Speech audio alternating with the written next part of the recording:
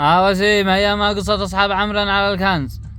شغلونا على أصحاب عمران يا أخي، ولق الله خلوهم يطلبوا الله بالباصات والبطاط عاد خلى أصحاب عمران يطلبوا الله، شغلتوهم الكنز الكنز الكنز.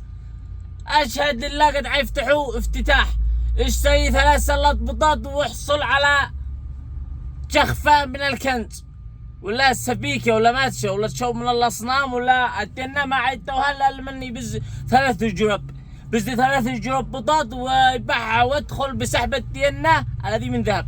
شغلتوا أمة لا إله إلا الله على الكنز هذا، والدنيا عوافي وأصحاب عمران والله إنهم حلال مساكين شيولات بطاط باصات طالبين الله بعد حالهم.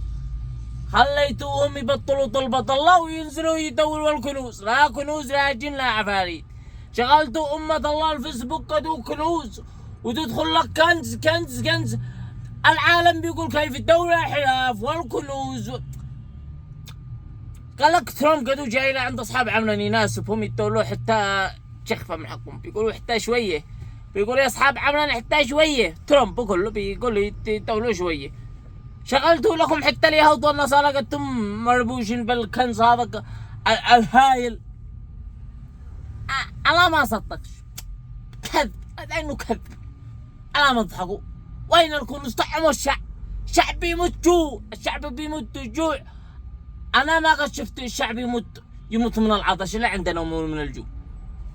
الكنوز على أمان على غيري. تحياتي لكم جماعة.